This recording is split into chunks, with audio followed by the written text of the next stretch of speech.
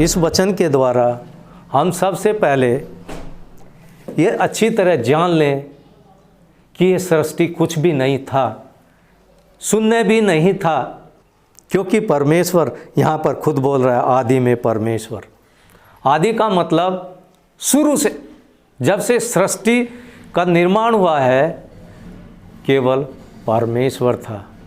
इसीलिए हम कह सकते हैं कि उसके जैसा कोई भी नहीं है, उसके जैसा कोई भी हो नहीं सकता, क्योंकि वो सृष्टि से भी पहले है। और सृष्टि के निर्माण से भी पहले जो परमेश्वर प्यार है और जो प्रकाश है वो ही खुद परमेश्वर था। और उसी प्यार के द्वारा परमेश्वर ने ये सृष्टि को रचना के लिए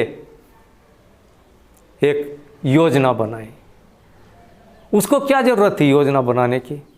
क्योंकि उसके अंदर एक प्यार था, और जो प्यार था वो किसको दिखाए?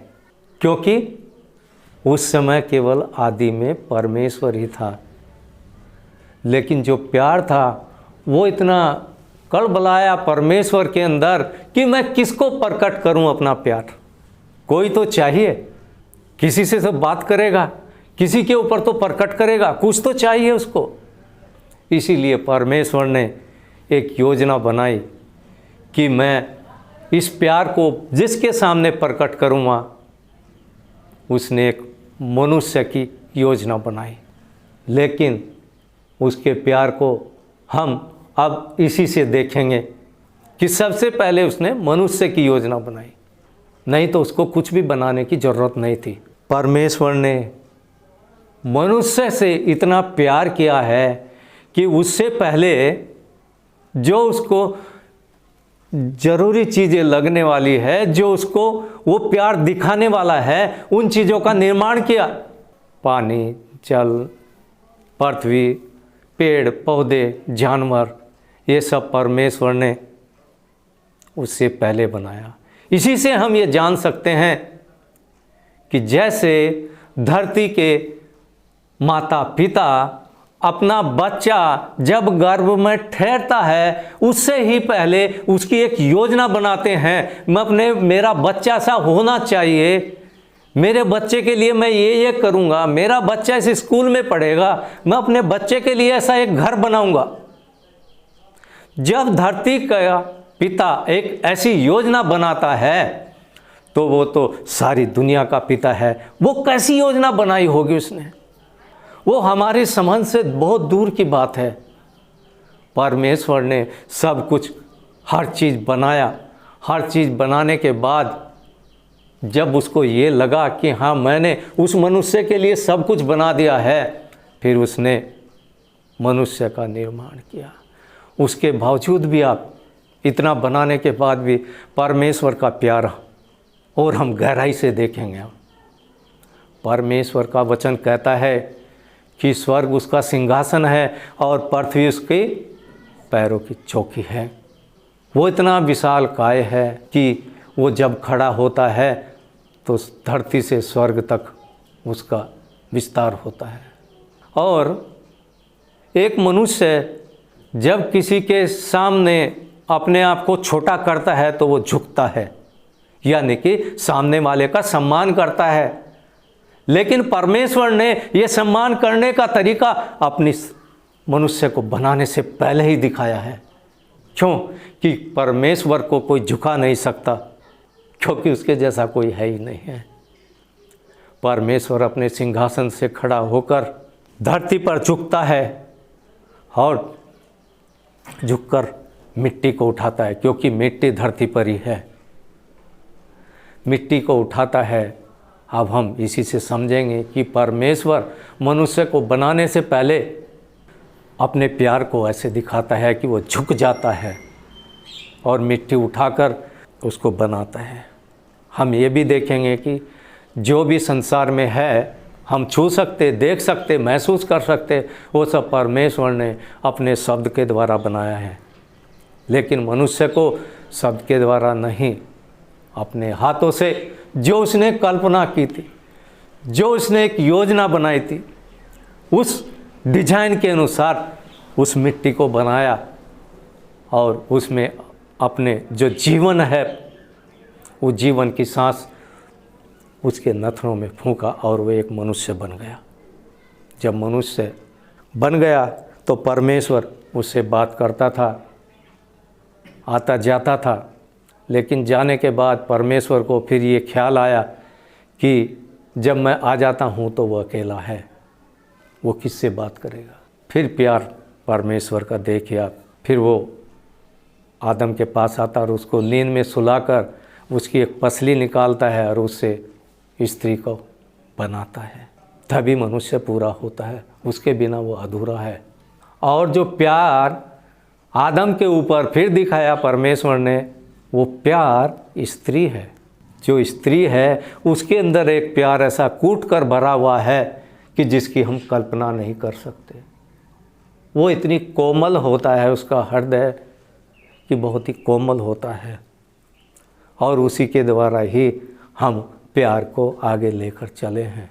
यदि मनुष्य होता तो प्यार शायद नहीं हो पाता, लेकिन क्योंकि परमेश्वर ने स्त्री को आदम के लिए इसलिए बनाया कि अपना प्यार दिखाया, प्यार के लिए स्त्री को बनाया। और ये बात हम सबको अच्छी तरह समझ में आ जानी चाहिए कि उस परमेश्वर के बारे में हम क्या सोचते हैं।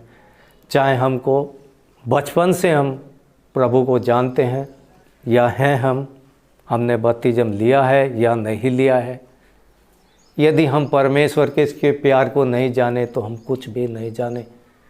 सबसे पहले हमको उस चीज़ को जानना होगा, क्योंकि जब हम किसी के पास जाते हैं हमको उसके नाम का पता होना चाहिए, उसके घर का पता होना चाहिए, उधर जाने के साधन का पता होना चाहिए, तभी हम जा सकते हैं।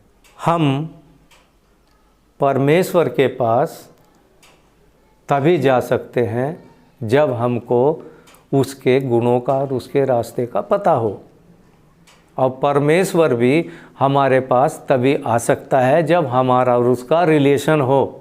हम सबका, हम जो एक परिवार में रहते हैं, हम सबका परमेश्वर से अलग अलग रिलेशन रहता है, एक जैसा सबका नहीं रहता। बीवी का अलग रहता, बच्चों का अलग रहता, पति का अलग रहता, माँ बाप का अलग रहता है। आपका परमेश्वर के साथ कैसा रिलेशन है ये इसके ऊपर डिपेंड करता है। क्या आपने आज तक परमेश्वर के साथ अपना रिलेशन बनाया है? कैसा रिलेशन बनाया है?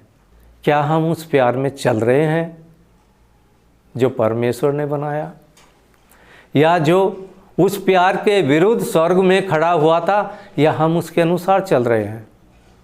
हमको उसका नाम नहीं लेना चाहिए क्योंकि वो बहुत धूर्त है, लेकिन परमेश्वर के विरुद्ध में जो है हमको उसकी बात सुनने का नहीं है।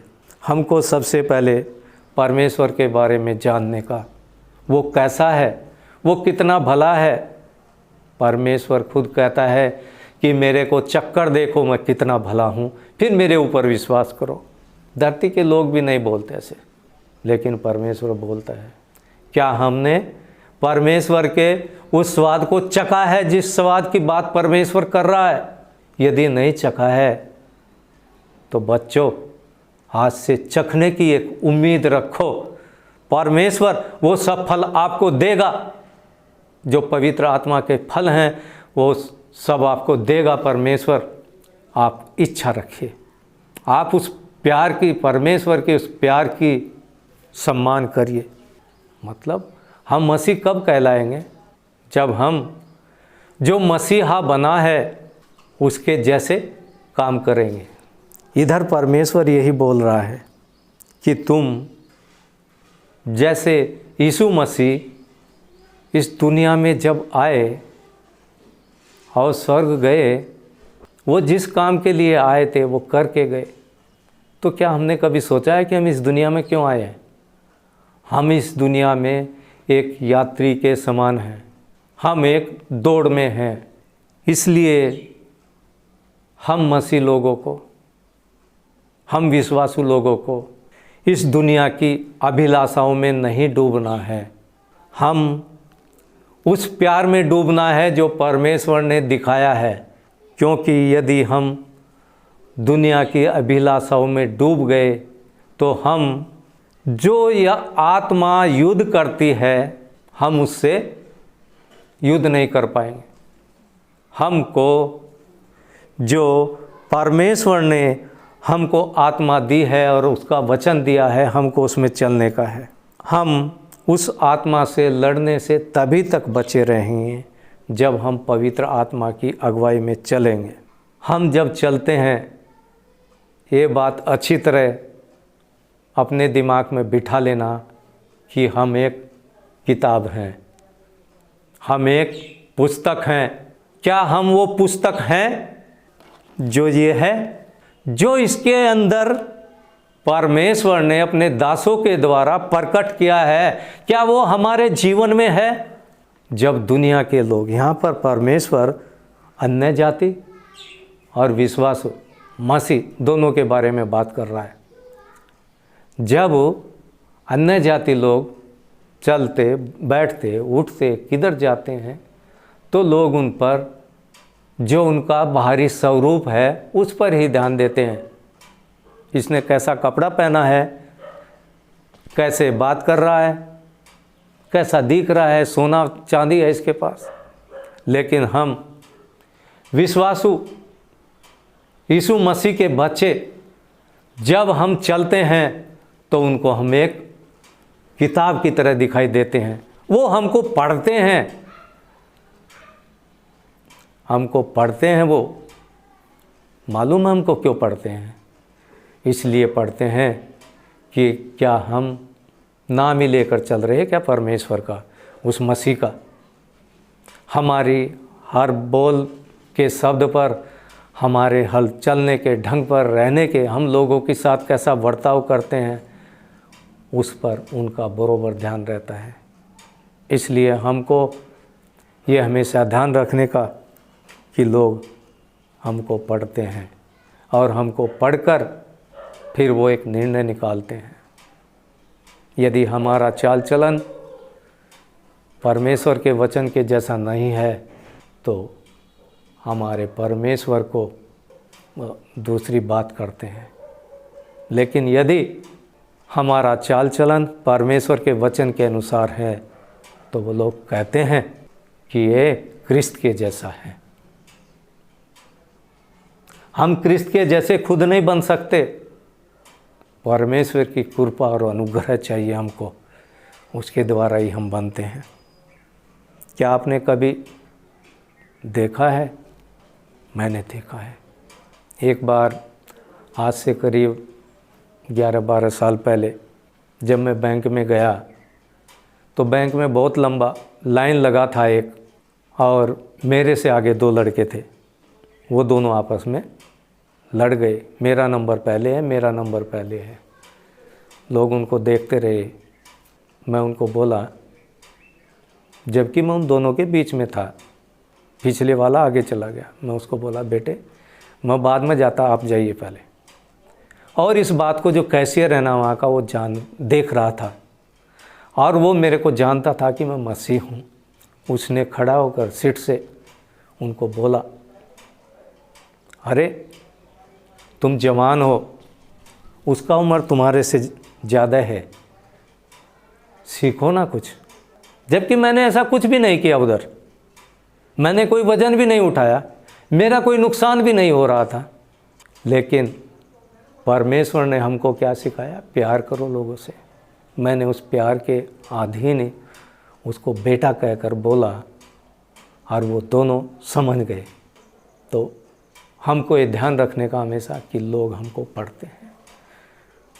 उसने मेरे को क्यों देखा कैशियर ने? इसलिए कि उसको मालूम था मैं मसीह हूँ। हमको हमेशा इस चीज़ का ध्यान रखने का